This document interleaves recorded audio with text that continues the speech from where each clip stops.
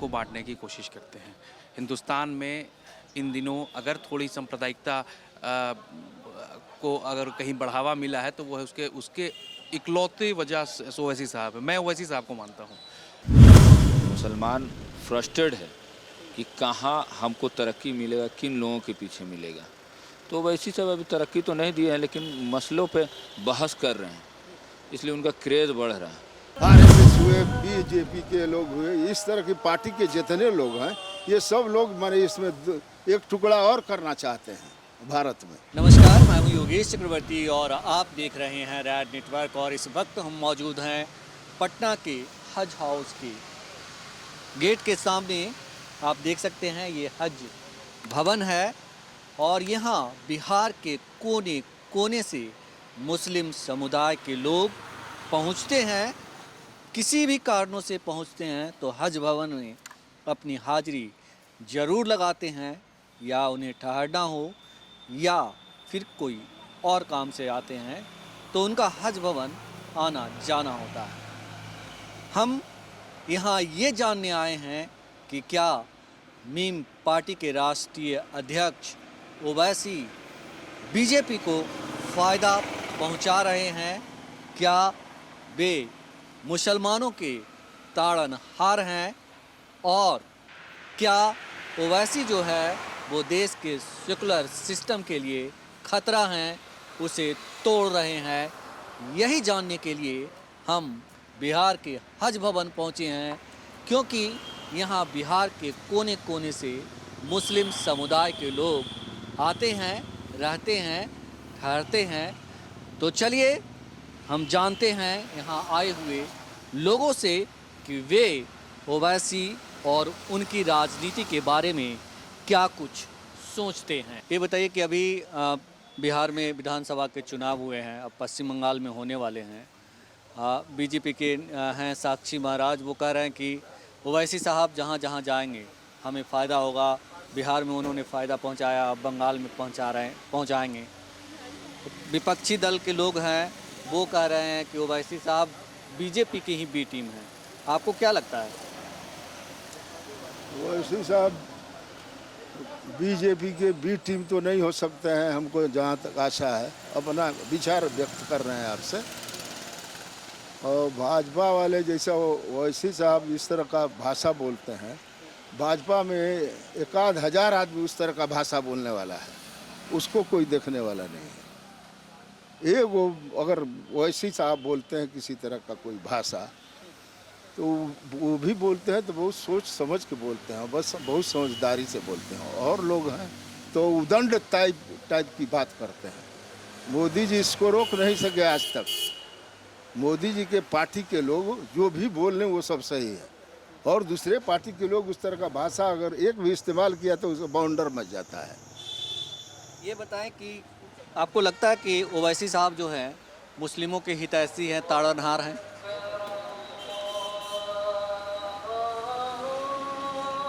जहाँ तक हितैषी की बात है, हितैषी तो लालू यादव भी बहुत थे। आपके हम लोग के बिहार के मुख्यमंत्री नीतीश कुमार भी बहुत हैं। ओवैसी साहब अपनी पार्टी को फैलाने के लिए जो भी जैसे मैंने रास्ता अख्तियार करें, उनकी मर्जी की बात है, उसमें कोई हस्तक्षेप नहीं कर सकता है। उनकी मर्जी है, जैसे चाहें वैसे बोलें। सबका ख्याल और इरादा सब कुछ अलग अलग है, लेकिन हमारे समझ से अभी जो मोदी जी के पार्टी में जितने लोग हैं, बहुत सारे लोग समझदार हैं, बहुत संभल के बोलते हैं, लेकिन उस तरह का भाषा कभी अभी तो किसी पार्टी में बोलने वाला नहीं है। जिस तरह से बीजेपी के लोग भाषा इस्तेमाल करते हैं, वैसा भाषा लोग और किसी पार्टी में नहीं है। हम तो टीवी देखते हैं बराबर, डेली देखते हैं। ये लोग तो जहर उगलते हैं जिसको जहर कहना चाहिए। ये बताइए कि कई जानकार हैं वो कहते हैं कि जिस तरह की भाषा ओवैसी जी बोलते हैं उससे देश का जो सेकुलर सिस्टम है उसको खतरा है, और इसका नुकसान जो है मुसलमानों को उठाना पड़ रहा है और आने वाले दिनों में और ज़्यादा उठाना पड़ेगा। क्या आप सोचते हैं, क्या समझते हैं? हम इस मामले में ये सोचते हैं कि ओवैसी साहब हिंदुस्तान के बुनियाद को और पुख्ता करना चाहते हैं। ये लोग इस देश में दो टुकड़ा कर देना चाहते हैं। आरएसएस हुए, बीजेपी के लोग हुए, इस तरह की पार्टी के जितने लोग हैं, ये सब लोग माने इसमें एक टुकड़ा और करना चाहते हैं भारत में। हाँ, भारत के में हम लोग जन्म लिए हैं, हम भी मुसलमान हैं, बदरुद्दीन खान नाम हमारा है। और जैसे शुरू से ये देखते आए हैं, ये लोग अपनी हरकत से बाज नहीं आएंगे। आपको नहीं लगता कि जो आपने जैसे कहा कि नीतीश कुमार की बात की, आपने लालू यादव की बात की, तो जिस तरह से ये भूमिका निभा रहे हैं वो बी टीम की भूमिका है उनकी? इन लोगों की भूमिका किसी हद तक मुल्क को चलाने और देश को बचाने की भूमिका रहती है। देश को जो ओवैसी जी की बात कर रहा हूँ। ओवैसी जी की बात कर रहे हैं, ओवैसी जी वैसा नहीं सोचते हैं, ओवैसी साहब ऐसा नहीं सोचते। अभी बिहार में सरकार नहीं बन पाई कहते हैं उनके वजह से। तो वही कहा ना हम आपसे कि अपनी पार्टी को फैलाना चाहते हैं, यही हम जानते हैं, यही समझते हैं। ऐसी बात नहीं है। मुसलमान लोग ज़्यादातर जैसे लालू जी को वोट देते हैं, कांग्रेस को वोट देते आए हैं, नीतीश जी को वोट देते हैं। वोट ज़्यादा इन्हीं लोगों को मिलता है। ओवैसी साहब अभी नए नए आए हैं, क्या आगे होगा क्या नहीं होगा ये तो भविष्य की बात है और कोई बता नहीं सकता है। बताएं कि अभी बिहार में विधानसभा के चुनाव हुए हैं, नतीजे तो सामने आ चुके हैं, अब पश्चिम बंगाल में होने हैं। अभी साक्षी महाराज कह रहे हैं कि जहाँ जहाँ ओवैसी साहब जाएंगे हमें तो फ़ायदा ही होना है। बिहार में फ़ायदा पहुँचाया, पश्चिम बंगाल में फ़ायदा पहुँचाएंगे वो मुझे। जो विपक्षी दल के लोग हैं वो कह रहे हैं कि ओवैसी बीजेपी की ही बी टीम है। आप क्या सोचते हैं? वैसे लोग बोलते हैं जो पॉलिटिकल रोटी खाते हैं, समझ रहे हैं। आज इनका सेकुलरिज्म के नाम से लंबे समय से चलता है, इसलिए बोलने वाले लोगों का चिंता नहीं करना, क्योंकि उनकी अपनी दुकानदारी बंद होने की खतरा ओवैसी से। मेरा तो यही मानना।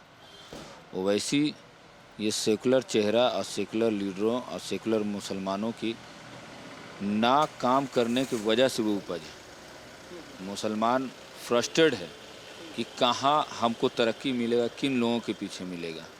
तो ओवैसी सब अभी तरक्की तो नहीं दिए हैं, लेकिन मसलों पे बहस कर रहे हैं, इसलिए उनका क्रेज़ बढ़ रहा है।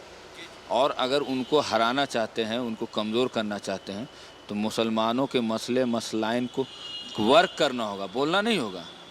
ये कौम रूलर थी, इसका अपना मुकाम था, आज मुहताज हो गई, दलित से बदतर स्थिति पे आ गई। ओवैसी सब दोषी हैं या वो सेकुलर पार्टी दोषी है?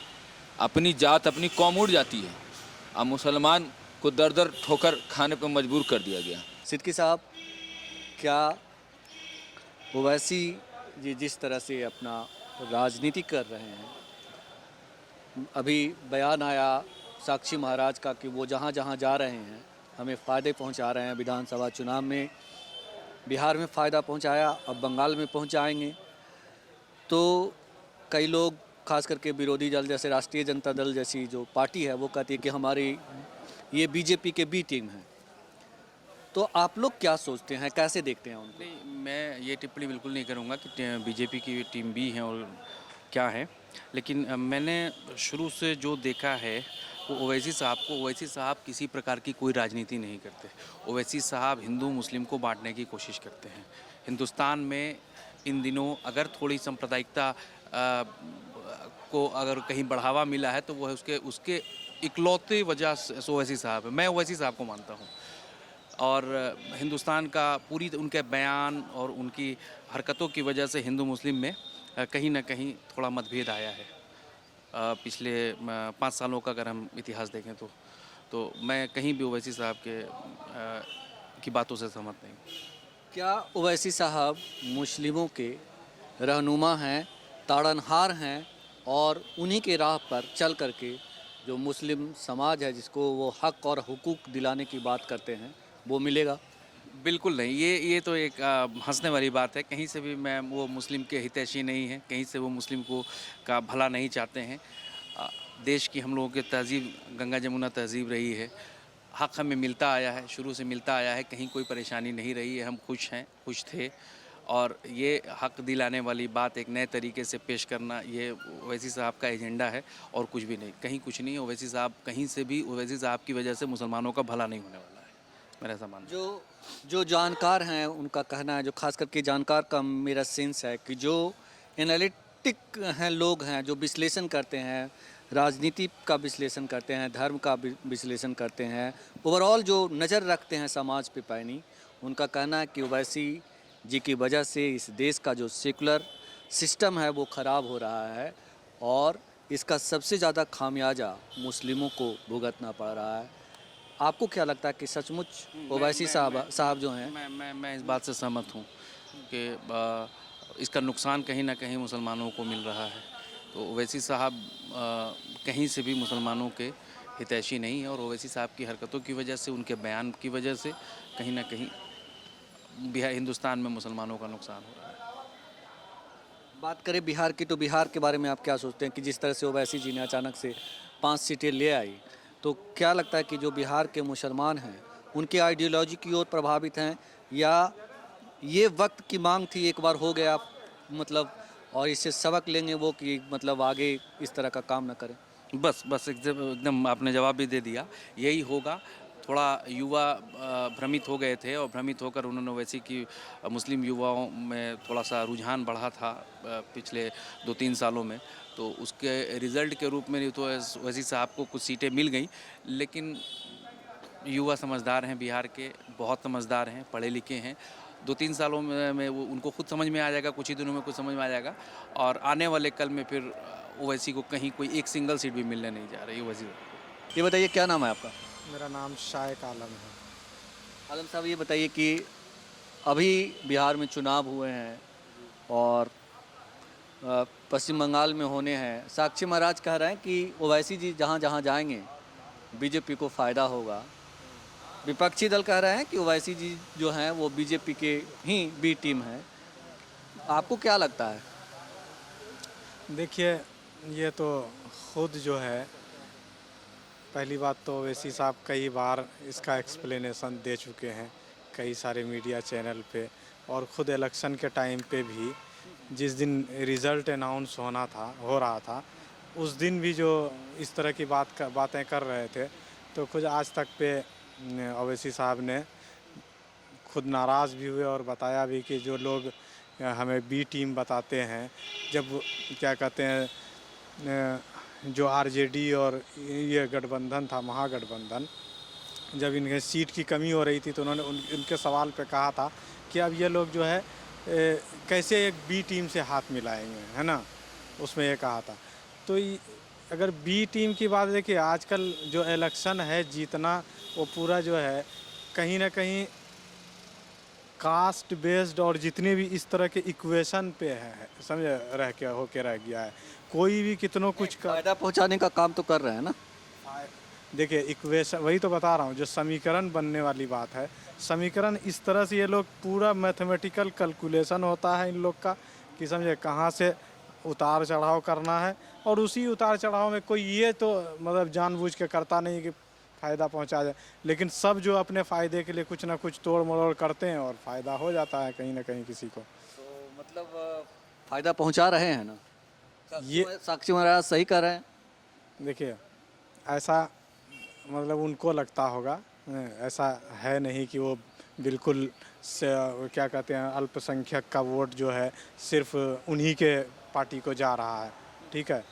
ये बताइए कि क्या ओवैसी साहब मुस्लिमों के ताड़नहार हैं, हितैषी हैं, उनके अलावा कोई नहीं है? देखिए, ये कहना बिल्कुल संभव नहीं है ऐसी स्थिति में। क्या कहते हैं कि ओवैसी साहब ही हैं तो आए हैं तो मसीहा और तारनहार हैं, ऐसा नहीं है, है ना, क्योंकि इससे पहले भी आज तक जो पार्टियां हैं, ठीक है, वो अल्पसंख्यक और मुस्लिम के लिए ख़ास तौर से जिस तरह का मतलब यहाँ पे ये चलता आ रहा है सभी ने, जैसे जेडीयू है अभी, है ना, तो वो भी बहुत अच्छा काम किए हैं मुस्लिमों के लिए जो कर रहे हैं। तो ऐसा कुछ है नहीं, सिर्फ एक लेबल लगा दिया गया है, ठीक है। और कुछ इस तरह से मैं ये भी कहना चाहूँगा खुले लफ्ज़ों में कि ओवैसी साहब भी कुछ इस तरह से अपने आप को पेश कर रहे हैं कि दूसरी पार्टियों को या फिर जो है और लोगों को लग रहा है, समझे, खुद या फिर ये कहें कि मतलब और क्या कहते हैं मज़हब के लोगों को भी लग रहा है ऐसा कि ये मुस्लिमों की ही पार्टी है। ओवैसी जी के बारे में जो जानकार हैं, जो एनालिसिस करते हैं, उनका कहना है कि ओवैसी की वजह से जो है भारत की जो सेकुलर सिस्टम है वो ख़राब हो रहा है, प्रभावित हो रहा है, और इसका सबसे ज़्यादा खामियाजा जो है मुस्लिम समाज को उठाना पड़ रहा है और आगे आने वाले दिनों में और उठाना पड़ेगा। जी जी बिल्कुल। इस मसले पे आप अगर आप देखेंगे तो ये सिचुएशन ऐसा नहीं है कि ये भारत में पहली बार हो रहा है।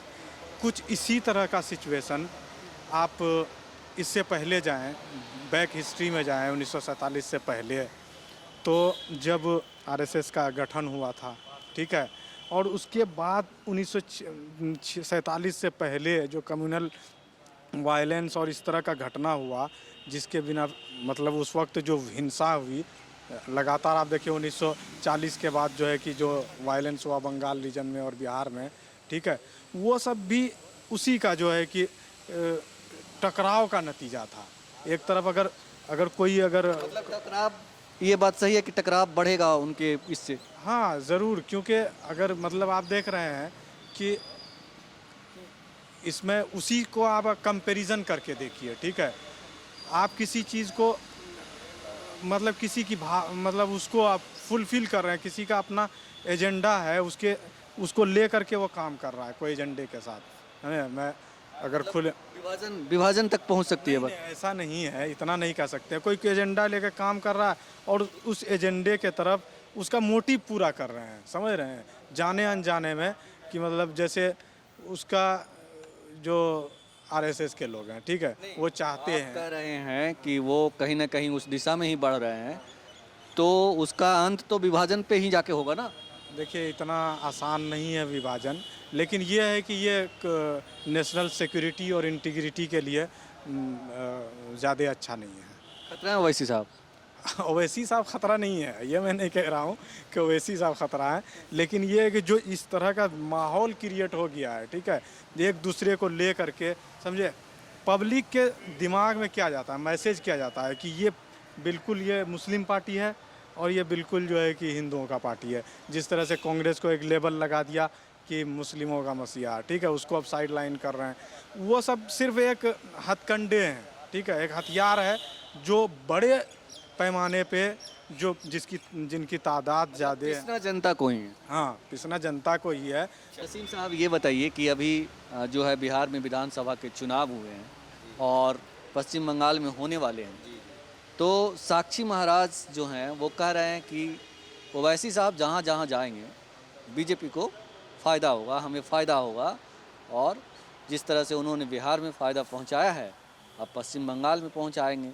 विपक्षी दल कहते हैं कि ओवैसी साहब जो हैं वो बीजेपी की ही बी टीम है। आपको क्या लगता है? ये जो साक्षी महाराज जो बोल रहे हैं, मैं बहुत ही इस बात से 80% सहमत हूँ।